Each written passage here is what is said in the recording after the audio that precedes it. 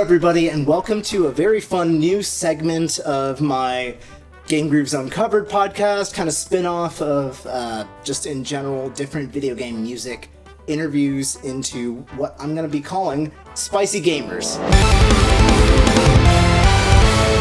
Now, Spicy Gamers is essentially inspired by Hot Ones and Hot Pepper Gaming, but with the speciality of video game music and, of course, the video game music scene, remixes, covers, arrangers. And I thought, what better way to kick off such a fun idea that seemed pretty popular than interviewing my wife, Allison Martin, about her new album, Heartseeker. Allison, you're, of course, a classically trained trombonist to start, but you play tons of other instruments, some of which I did not even know you could play. And obviously, you've been making music for a little while now on YouTube and kind of dipping your feet into albums, but this one is really different, so I'm excited to talk about all of that. We also have some fun questions from our audience that we pulled. Folks who wanted to know about like what you're excited to do, some of your live experiences, and obviously everyone wants to know how good you can handle hot food, including me. So, the format of the show is going to be very derivative, very much starting it off with the actual Hot Ones Season 22 lineup of hot sauces, because we're trying this out as a pilot. I didn't get enough wings, and we didn't know when we were going to be able to do this. So we're going to start with 4 simple crackers, and the first 4 hot sauces in the lineup, which I'll throw into the video. And then we're going to actually go and eat some delicious baked wings that have been thrown around in some of these nefarious sauces. So, Allie, thank you for joining me. Well, thank you for having me. I'm very happy to be here. I'm happy to show you I actually can eat spicy things. That's good. Now, I wanted to ask you, especially for the show, you have had spicy food before, and you've had Hot Ones sauces before. I have, yeah. You've doubted me, but it's very true. I will say, though, that the sauces that I had before, they were a friend of mine's sauces, and according to him, they were in the fridge for a long time after being opened, so he said that the potency of said sauces had gone down some. However, either way, I don't think it was that bad, so I'm excited to give these a shot. And, of course, we need to talk about Heartseeker. Now, Heartseeker's an upcoming crowd-funded big band jazz Kingdom Hearts album that you're working on, which is really cool. So, obviously, I'm producing it, so I have just that last-second exposure to it, but we have a lot of great questions that we're going to get started with. All right. Bon appetit. Now, are we turning the crackers over to where it touches the tongue? Yeah. That's the technique. All right. This will be easy, right? That's like, I went to the bowling alley, and they had, like, wings, and, like, their wings were, like, surprisingly good. Mm-hmm. And that's it. Mm-hmm. But it's very tasty, very buttery. So you came out with See the World, which was trombone quartets, and every single track, as it implies, is just 4 tracks. You jumped to big band jazz. What's the difference in challenge and also artistically? Is that more fulfilling, or is it just a different vibe? So there are definitely a lot of similarities that I didn't expect in writing big band versus trombone quartet or any chamber group. The big challenge for me, really, it's just I don't have experience at all. So I started arranging literally when I started my YouTube channel 3 years ago. Yeah, 3 years ago. I hadn't done anything in terms of arranging. I wasn't really interested in composing or anything like that. I just wanted to play for people. I just wanted to play trombone. So that in and of itself was a really big thing for me. I wasn't aware that I could even do that. So then, with trombone quartet, that was pretty easy. It is my bread and butter because it's, stuff that I've played for a long time. I'm very familiar with the instrument, but more importantly, when I'm playing just trombone stuff, I'm writing for myself. I know what I can do, not what trombone can do, but what I personally can do. So then when I'm writing for big band, it can be a little harder because when it comes to other instruments, I don't always know what the instrument can do. I have no idea what my abilities are on those things. So I'd say that's probably the biggest difference. It's sort of just not having that familiarity with the other instruments. Bottle.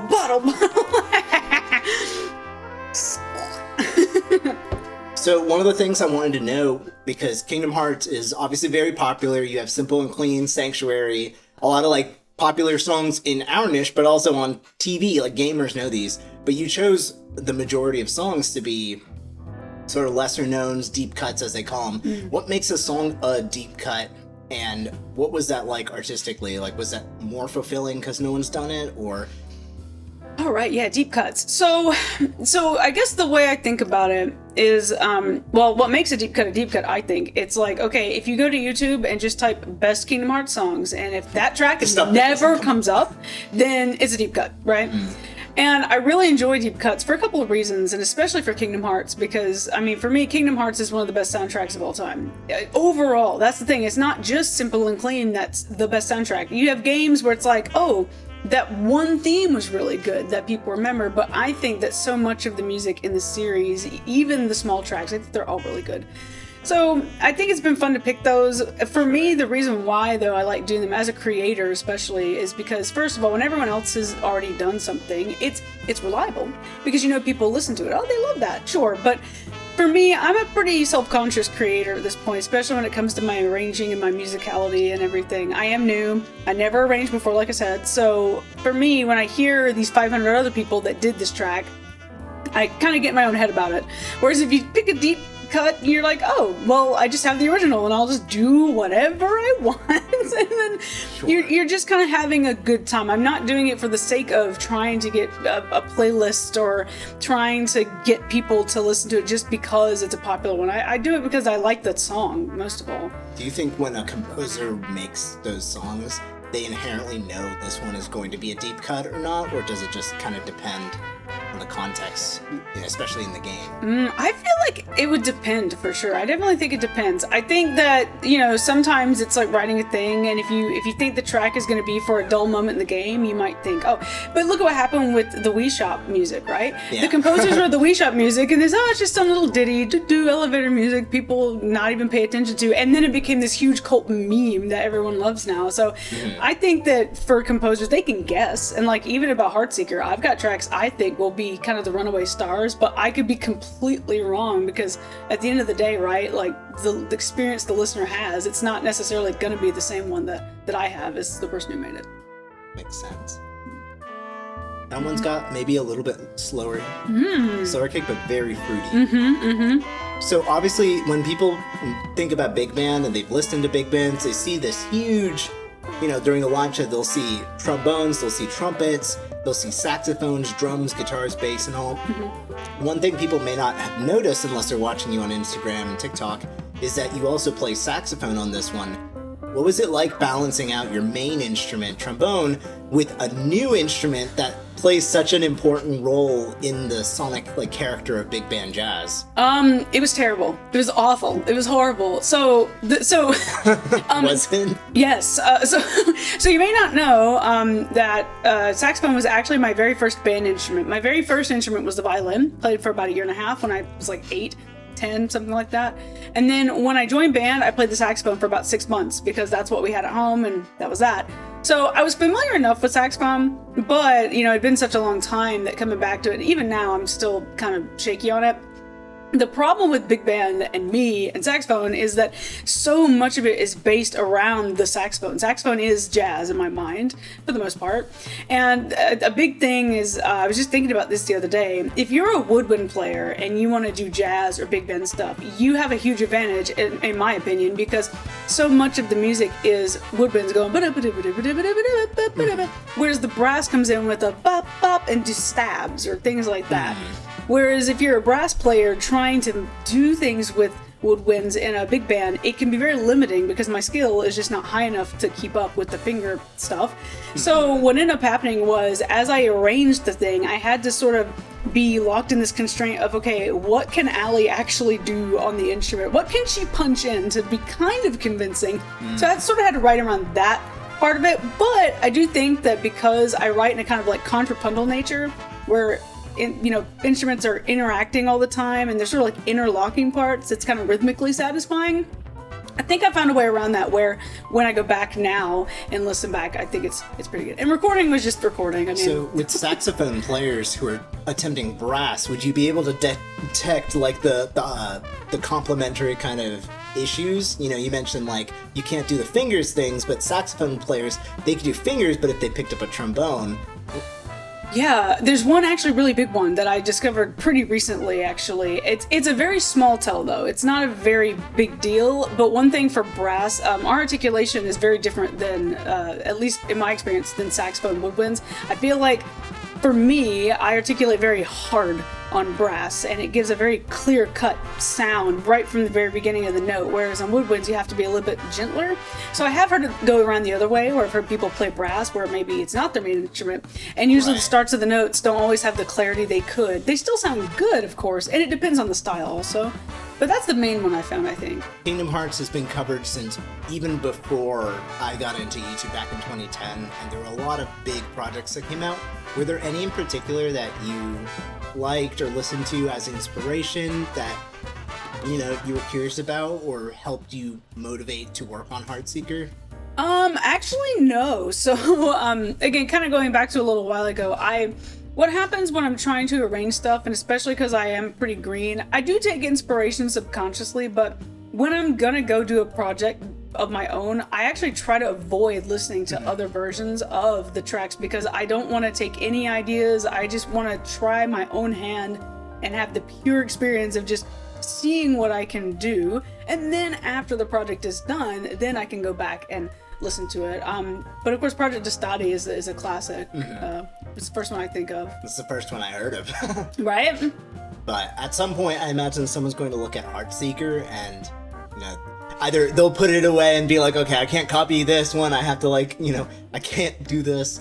Are there any, like, kind of aspects that you know Heartseeker will do differently with the arrangement? Like how you took a particular song, especially with things like Don't Think Twice that did make its rounds in, like, remix communities?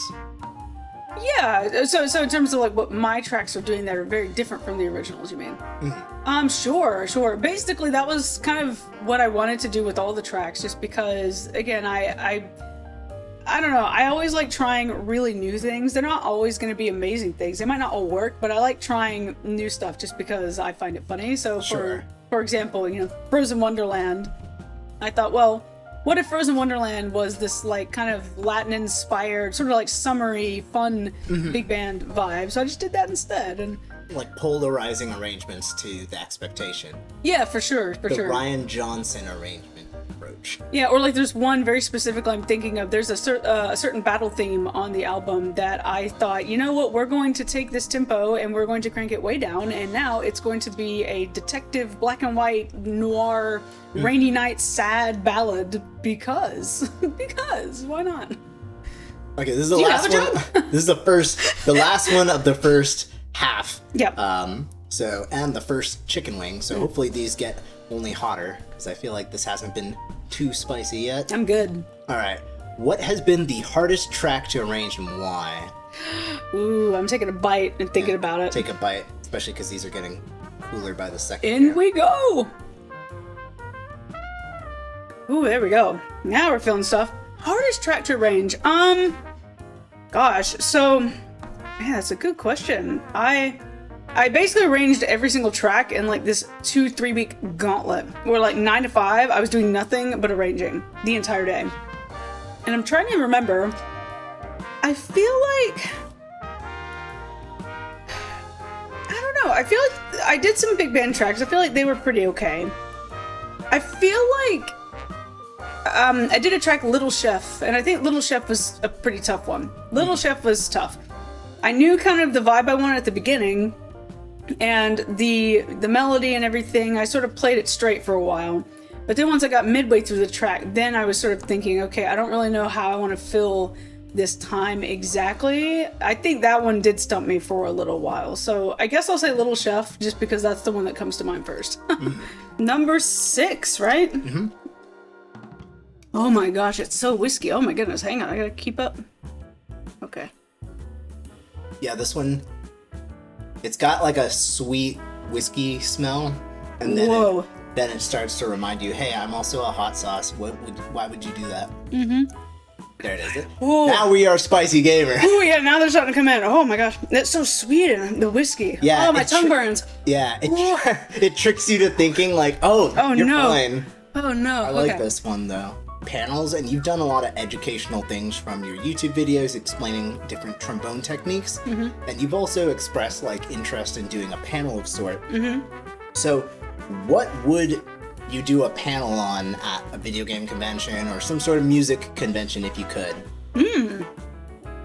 I'm very passionate about the trombone specifically. You know, as someone especially who wants to record trombone for people and wants trombone to be more featured in things, it's always a bit of a fun sort of, you know, joking frustration, I suppose, when other instruments get all this solo stuff. Trombones. Sorry. Yeah, it's okay. But I mean, you know, trombones, we're just known for either like powerful like blah or like really goofy things, and that's it. And the trombone can do so much more than that. We're in every kind of band. If you look at polka bands and jazz bands and orchestras and military bands and, you know, all sorts of things. Yeah, ska, right? Like trombones are everywhere, and that's because we're flexible. Would the audience for that be just brass players, or could it also be like composers, you'd hope? It should be everybody. I think it should be brass players. I think it should be composers. I think it should be anyone with even a remote interest in hearing brass anywhere. I think it would be fun for everybody, ideally. It's okay. Oh my god! No! That's way too much! I don't think I can. So you've now gotten to perform MagFest main stage, the Jam Space, live with Raspberry Pi. You've already played many different kinds of classical shows and a lot of different band types of shows, but there aren't that many people in the video game music scene who are doing like just solo trombone shows. What was that like for VGM Together, where you got to put on your first show with your backing tracks, and what makes a live show fun for you, especially as a trombone player forward? Gosh, yeah, that was really, really fun, actually. And, you know, it's funny, at the time, I hadn't really thought about, you know, the so-called, I guess, impact of doing a solo trombone show, but it's something I've joked about, actually, a lot online. I said, you know, I would love to stream on Twitch, but it's so hard when you don't play the violin or piano, because, you know, a lot of successful streamers are the ones who can actually talk to their audience while they play. Whereas with brass, you know, we just kind of look angry and doot the whole time, which can make things pretty tough.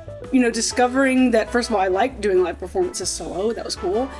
And secondly, just, you know, being able to find those moments to interact with the audience, I think that was a really cool thing to do, and it sort of shows that you can, you know, do live performances as a brass player and still engage the audience. So having done live and virtual and, you know, having communication as a key part of that experience, what advice can you give to people who are maybe needing to do the virtual shows first to get the live gigs, you know, audition and stuff? Because I know a lot of people struggle to enjoy the virtual shows at all. Yeah, that's a good question. Well, I guess for me, having, well, the tech side, that's a big thing, right? Getting that all set. But I think the biggest thing for me is having that interactivity during the songs. And actually, you're somebody that I learned that from, because... I mean, virtual or otherwise. Virtual or otherwise, but I think especially virtual is kind of when you need it the most, really, because when you're in a live venue, you sort of have the energy, you have the atmosphere. And the people that are already there, they can look at each other and sort of make their own hype and energy. But when you're online, it can be a little harder. So just having, you know, like, what's it called? Like a call to response. Like when you give them actions to do, show me emotes, or type this in the chat, or hey, what do you think about this, as you're kind of going through songs. I do think that can be pretty helpful. I taste it. Oh, it's coming up. Oh, it tastes like a 1995 like slime experiment for young adolescents. Toy advertisement into a sauce. Well, speaking of the Allison Martin big band experience, what other games besides Kingdom Hearts do you picture this format being fun to work with for you? And especially if you could do live, you know, like, and had a set list, what games would work? Well, that's like someone's tasing my tongue right now. But it's not as hot as I thought it could be. It's coming up, yeah. Ooh. But it's like. Can you see my arm? There's chills all over. Can you see my hair sticking up? Yeah, I do. We don't have the money or the budget to get a better camera to do that. It burns my mouth, but nothing else in my body is upset at that. Oh, I might cry. It's coming. Oh my god. So another franchise with music very near and dear to my heart actually is the Monster Hunter series. I think Monster Hunter has just such an amazing, wonderful, characteristic music that definitely gets overlooked because the series itself is not that widely popular in the West. I still think it's not quite there. It's much more popular in Japan. The problem with Monster Hunter, though, is that Capcom is very, like, forward with their music and distributing, so they actually have a lot of jazz albums already. They have Ace Attorney, and they have Monster Hunter, and they have, Devil May Cry, what have you. They have jazz band arrangements now. Right. Even Mute City, or the original F-Zero, when that came out in the 90s, they went and made a jazz fusion album. Right, yeah, Japan loves their jazz fusion albums of everything, so... but it'd be fun to do. I like it a lot. Considering the spins that you took with Heartseeker, especially on, like, Wake Up World and on Frozen Wonderland, you think, like, Monster Hunter could be remixed in such a way that still has your touch on the big band formula, which may not be theirs? For sure. So I definitely think, especially with Wake Up World and Vector to the Heavens, I don't know, maybe I had too much of this da bomb sauce and I was just under the influence of it, because when I sat down to do those were some of the last I arranged, and I was just kind of going notes, and what came out the other side was something I had no idea I was going to make. And I think if I went more in that direction and made an album of that nature, I definitely think that would stand out against what they've already done. This is so silly. I feel like at this point it's not even so much like what game would work, it's just what game am I really, really, really into at the time. What game do I love? Calling you. Yeah, because I mean, if we listen to some of like the tracks that I've made for this album that are so starkly different than the originals, right? I just did whatever I was gonna do, and so I think for me it's just, do I want to do it more than like, will it work? It's just a very stanky kind of pepper taste. Get my goals. Weirdly, the bomb might have been tastier, but it was like, it still tastes like kind of pure heat, but it wasn't like gross at all. I think it was like almost tasty. You've been working on this album for pretty much the whole year, and this is the first time you worked on a band type of situation, the first time for a lot of things. So what are some of the things that you've learned from Heartseeker, and what do you think is going to be easier now that you've done a 14-track big band album?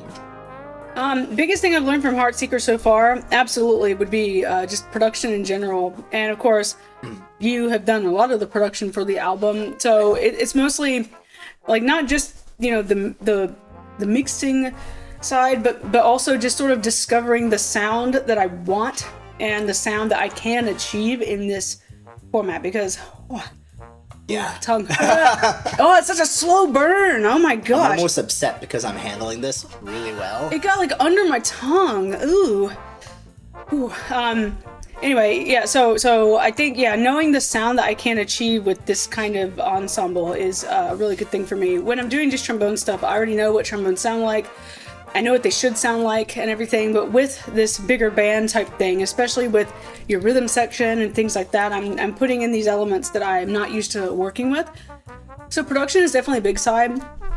Honestly, I do think that arrangement-wise also, it's not so much like a specific thing that I learned, like, oh, my arrangement's instantly better, and heck, it might still need a ton of work, I don't know, I didn't ask anybody, but, my arranging, though, has gotten a lot faster, and I've gotten a lot more creative, I think, with things, and I kind of just, I took the Moroder method from Random Access Memories by Daft Punk. Giorgio Moroder is one of their tracks, and it's basically the man who founded EDM as a genre, I believe. And in his interview in the track, he said, I wasn't told what to do. I had no preconception of what to do. So I just did whatever I want, and I could just do whatever I want. You knew making that album is something you wanted. Yeah, well, I've been wanting to make an album like this for a long time, and I wanted to make something bigger, and also honestly wanted to make something that is slightly more accessible to listeners. I know Trombone Quartet is not everybody's jam. I know it's not, and I wanted to make something that, was a little bit more ambitious, something that people might be more likely to be like, hey, this is neat. I like 8-bit big band. I like Carlos. I'll listen to that. That was definitely a part of it. I can't lie. What's something that you think, now you make another album, no regrets, but what's something that you have to do differently or better for the next album? Learn the saxophone. Learn it better. Actually be able to play the freaking thing. That's the number one thing. I need to actually play these instruments well where I can actually do more things and I don't have to, to neuter my ideas because I just can't do them. Or get friends who I can, have play for me. Like, get a budget to where I can, actually achieve more ideas. In Hot Ones tradition, the last dab is dab. What are you doing? What do you mean? What do you mean? What do you mean? What do you mean? And I kind of went very careful with my initial toss, so I think it's only appropriate. Who needs a normal heart rate? It's over heart rated. We dabbing. We've come to the final round, which is the new The Last Dab Experience with Pepper X, now rated the hottest pepper in the world, according to its inventors. So I'm very excited for this one, but I don't want you to eat the wing yet. I'm going to actually give you a little bit of a reprieve. So I'm going to ask you a question, and once I'm happy with my answer, I'm going to go ahead and say we take a bite. We've dabbed on in tradition for Hot Ones. And then I'm going to have a bonus lightning round question where I'm going to make you do something in 30 seconds while you handle all this as best you can. Oh no. And we'll run a timer on the graphics as well. If you had $1 million just fall out of the sky, untaxed, it's all safe, but you have to use it for your next video game album, what are the 3 things or elements you buy or fund? As many guest artists as possible. Just as much talent as I can hire. I would absolutely just go all out, full studio, like just the actual recording studio experience. Mm-hmm. And I would, what's the third thing? I would just buy myself a bunch more instruments and then find a way to use them. I would justify it. Ready? Okay. Last dab.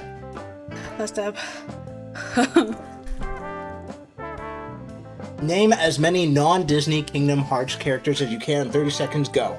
Sora, Riku, Kairi, Aqua, Ventus, Terra, Axel, Roxas. Whoa, my mother, Mary. The one we never remember, Siam. Organization 13, Xemnas, Luxord, Dyax, Luxiem, Guy with Book, Vexen, Zaldin, oh no, 2, no, 1. And then the other one. That's it. That's all I can get. That's time. That was quite a lot. Just because Kingdom Hearts is all characters that are originals now. Oh, it burns. Oh, it burns. Oh my lord. It all hit like one side. God, it like comes back in waves. Oh my god, yeah. My throat. Ow. Oh, I can barely talk. All right, where can people get Heartseeker? You can... Or follow you. You can get it on Bandcamp. There'll be physical CDs. You can get it on any streaming services. You can follow me on YouTube, Allison Martin Trombone. You can follow me on Twitter, A Martin T-Bone. Instagram, Allison Martin Trombone. TikTok, Allison Martin Trombone. Blue Sky, A Martin T-Bone. And anywhere else, Allison Martin Trombone. Look it up. Oh, it burns. It hurts so much. Thank you so much, Allie, for agreeing to do this. Of course. I'm crying, but I'm so happy we got to survive the last dab. This is the inaugural Spicy Gamers. Woo. Check us out wherever I post this. Check out Game Grooves Uncovered for more podcasts with amazing musicians, composers of video games, and video game remix artists. I'm Ro Panuganti. You can follow me and my music at Ro Panuganti everywhere. Thank you so much for watching. Always be safe when eating spicy food. And I'll see you next time. Oof.